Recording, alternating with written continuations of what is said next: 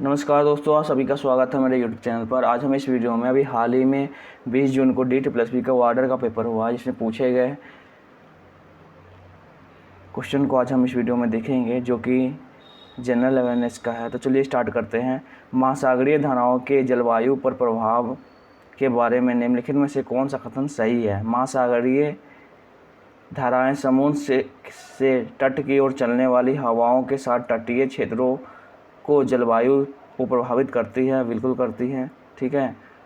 कोई भी तटीय क्षेत्र जहां गर्म या ठंडी जलधाराएं बहती हैं और वायु की दिशा समुद्र से तट की ओर हो, तब वह तट गर्म या ठंडा हो जाएगा। बिल्कुल ये भी सही है। जब गर्म जलधारा बहेगी तो वो तट गर्म हो जाएगा, जब ठंडी जलधारा बहेगी तो वो तट क्या होगा? ठंडी हो जाएगा। हाँ, तो ऑप्शन नंबर हमारा कौन सा हो गया?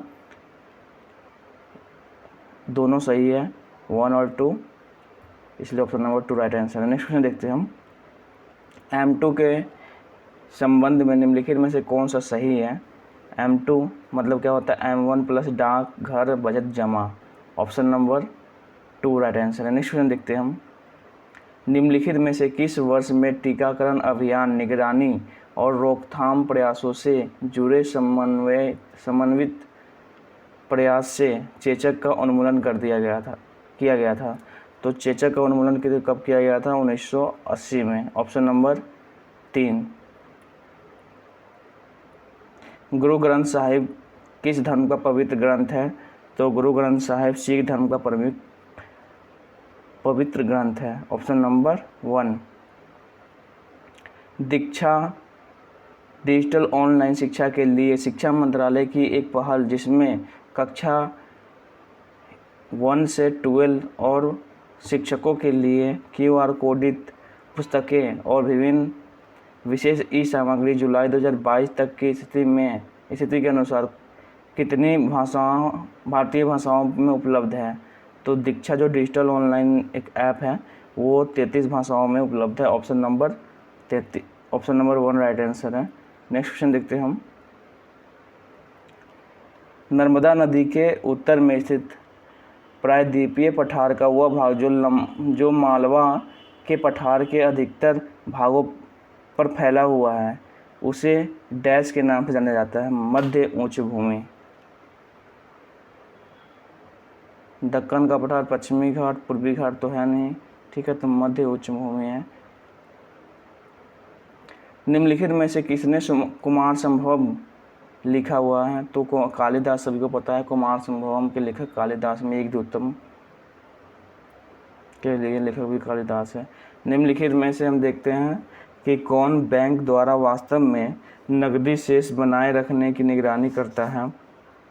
तो बैंकों द्वारा वास्तव में जो नकदी शेष बनाए रखने की निगरानी करता है भारतीय reserve bank, RBI। Option number 3 right answer है। नेक्स्ट क्वेश्चन देखते हैं हम।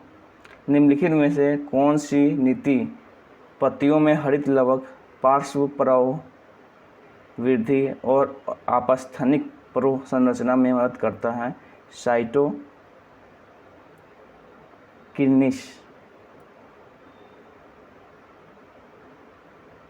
साइटोकाइनिन भी बोलते हैं इसे, ठीक है। ऑप्शन नंबर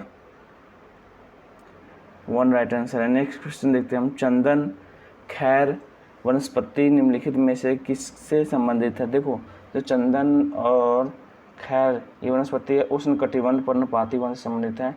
ये वन कहाँ पाया जाता है? जहाँ पर ज़्यादा वर्षा होता है, जैसे उत्तर प्रदेश, बिहार, इस सब में क्या होता है सबसे ज़्यादा? यहाँ पे क्या होता है? ये उष्णकटिबंधीय पर्णपाती वन मिलते हैं यहाँ पे।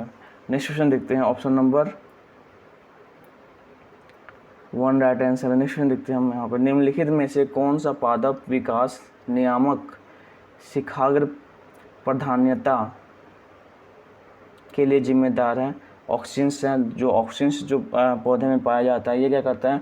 पौधे की विकास को नियंत्रित करता है। जैसे मान लेते लंबाई बढ़ती जा रही है, तो वो कहाँ तक बढ़ेगी उसको क्या करता है? ऑक्सिन्स उसे नियंत्रित करता है। लेकिन जो यहाँ पर जिबरेलिन्स है, ये क्या करता है? उसके विकास में सहायक होता है।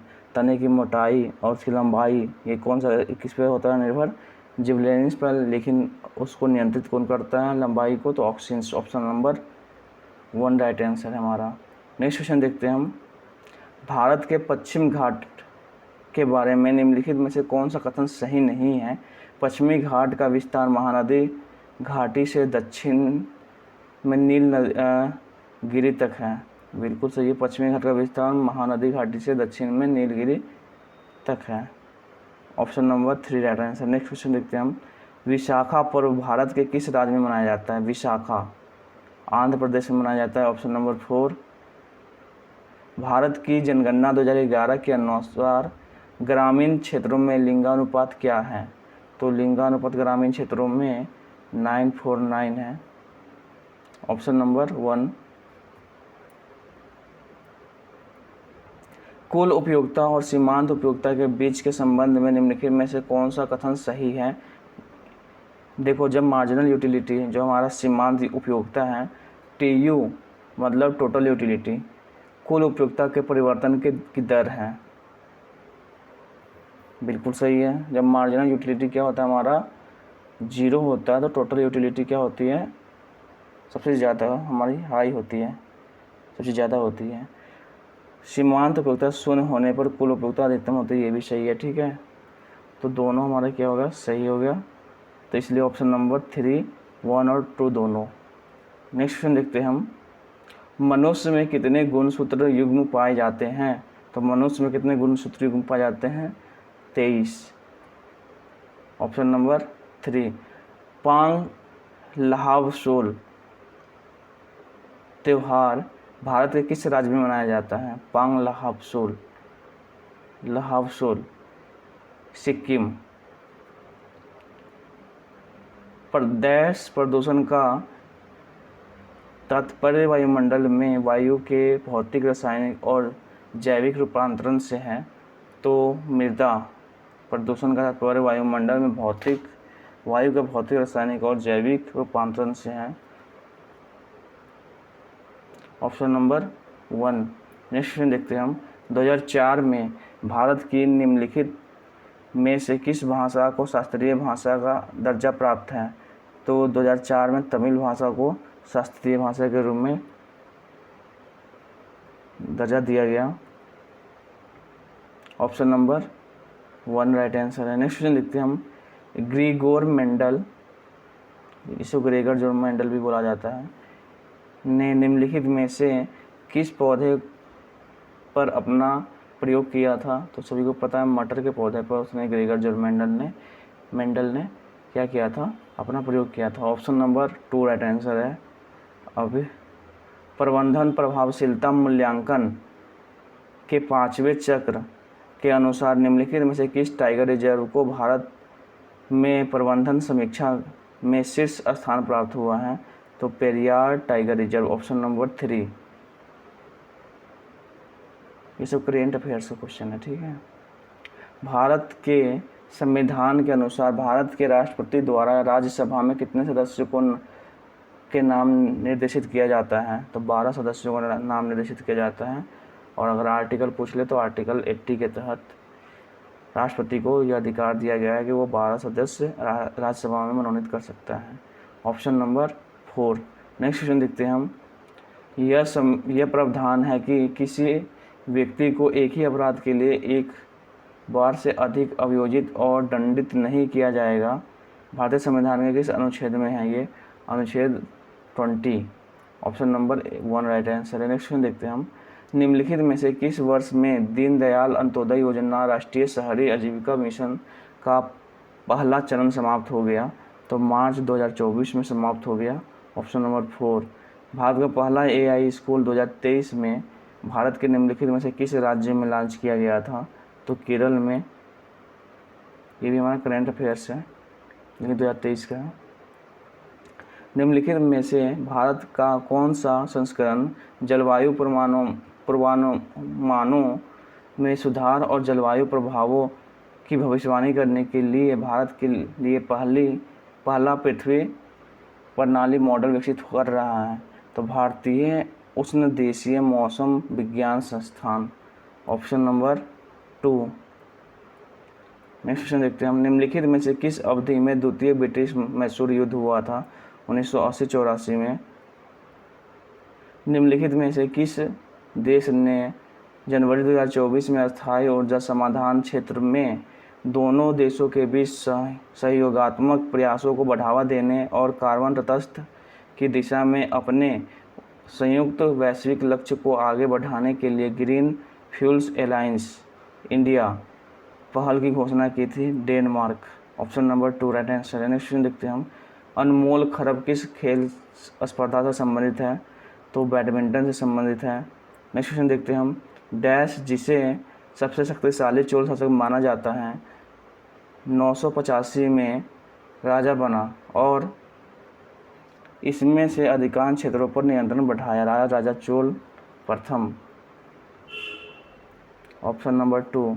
नेक्स्ट क्वेश्चन देखते हैं हम, भारतीय संविधान का कौन सा अनुच्छेद संसद द्वारा नागरिकता के अधिकार की विधि द्वारा विनियमन का प्रावधान करता है? तो अनुच्छेद 11 2 से आर्टिकल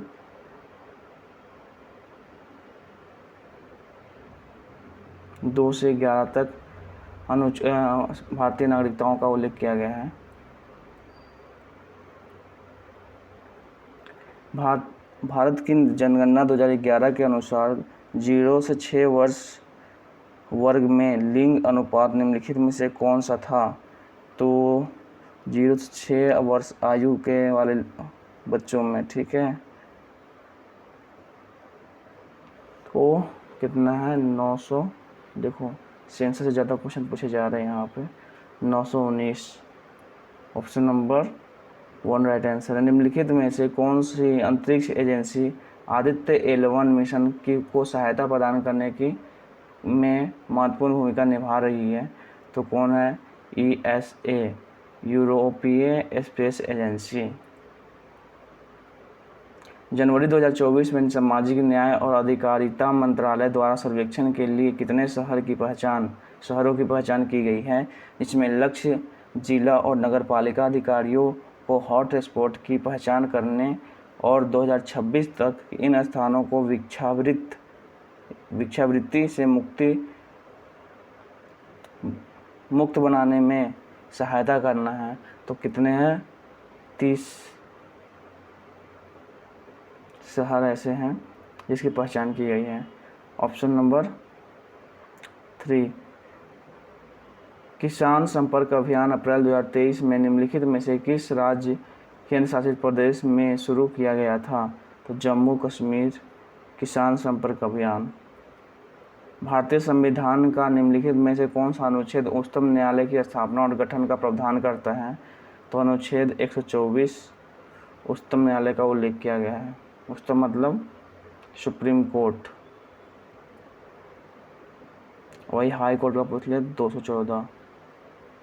केशव चंद्र सेन निम्नलिखित में से किसके मुख्य नेताओं में से एक थे?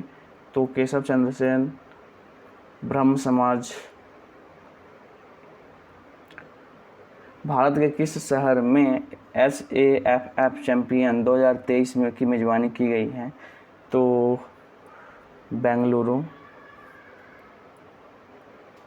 भारतीय संविधान के किस अनुच्छेद में संघ और राज्यों के लिए लोक सेवा आयोग का प्रावधान है?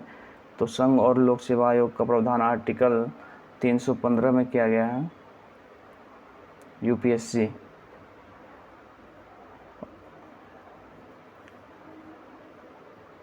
विजयनगर के पहले राजवंश को डैश के नाम से जाना जाता है जिसने 1485 तक नियंत्रण रखा था?